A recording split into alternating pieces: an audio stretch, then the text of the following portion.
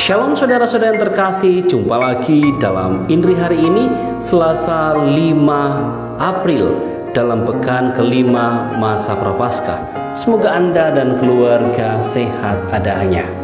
Injil yang akan kita renungkan pada hari ini dari Injil Yohanes bab 8 ayat 21 sampai 30. Sekali peristiwa, Yesus berkata kepada orang banyak, "Aku akan pergi dan kamu akan mencari aku, tetapi kamu akan mati dalam dosamu.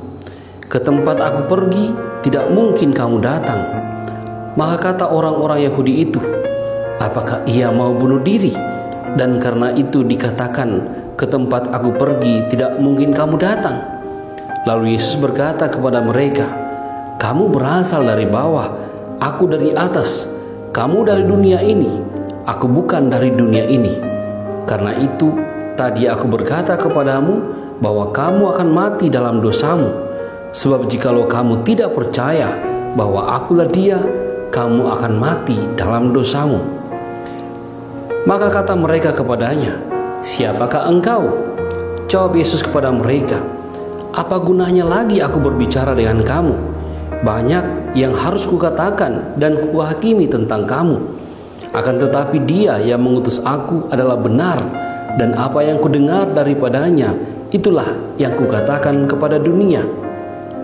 Mereka tidak mengerti bahwa Ia berbicara kepada mereka tentang Bapa. Maka kata Yesus, "Apabila kamu telah meninggikan Anak Manusia, barulah kamu tahu bahwa akulah Dia, bahwa aku tidak berbuat apa-apa dari diriku sendiri, tetapi aku berbicara tentang hal-hal sebagaimana diajarkan Bapa kepadaku. Dan Ia yang telah mengutus aku menyertai aku. Ia tidak membiarkan aku sendiri, sebab aku senantiasa berbuat apa yang berkenan kepadanya." Setelah Yesus mengatakan semua itu, banyak orang percaya kepadanya. Demikianlah sabda Tuhan. Saudara-saudara yang terkasih, seringkali dalam kehidupan kita, dalam pengalaman kita berjumpa dengan orang-orang baru. Dan ketika kita berjumpa dengan orang baru, kita akan menanyakan namanya dan juga dari mana asalnya. Kita menanyakan asalnya karena dengan mengetahui asal seseorang, kita bisa langsung menggambarkan karakter orang itu. Kita bisa langsung membayangkan di mana ia berasal dan hal-hal apa saja yang unik, yang khas dari daerahnya. Atau kita juga bisa menanyakan siapa orang tua, siapa kenalan kita yang ada di tempat atau dari mana ia berasal dari daerah yang sama. Dengan mengetahui asalnya, kita bisa menggambarkan situasi orang yang kita kenal tersebut. Yesus dalam Injil hari ini ketika ditanya siapa Dia memperkenalkan perutusannya dan Bapa yang mengutusnya. Ia mengatakan bahwa aku tidak berbuat apa-apa dari diriku sendiri, tetapi aku berbicara tentang hal-hal sebagaimana yang diajarkan Bapa kepadaku, dan Ia yang telah mengutus aku menyertai aku. Ada dua hal yang ditampilkan Yesus ketika memperkenalkan dirinya sebagai utusan.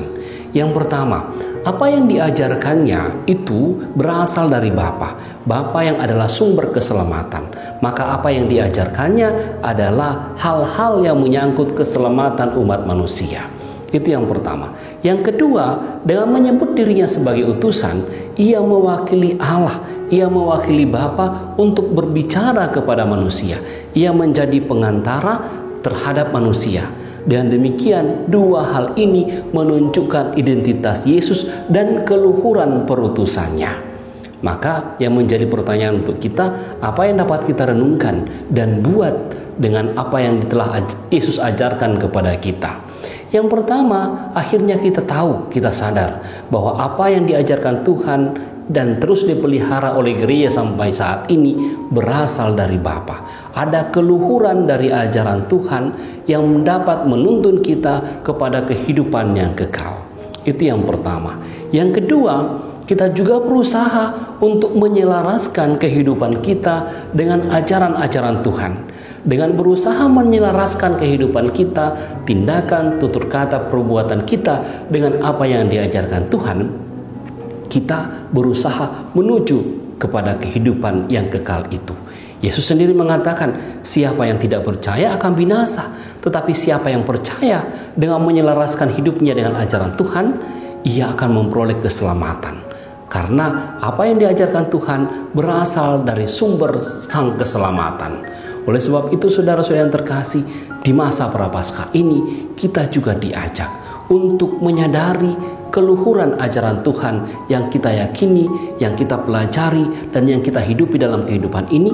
Dan yang kedua, kita berusaha untuk menyesuaikan, menyelaraskan hidup kita dengan ajaran Tuhan yang begitu luhur itu. Semoga saya dan Anda senantiasa dimampukan oleh Tuhan untuk menjalani kehidupan ini sebagai saksi-saksi sabda-sabda Tuhan yang hidup dalam pergaulan kita di tengah masyarakat. Tuhan Yesus memberkati kita semua. Amin.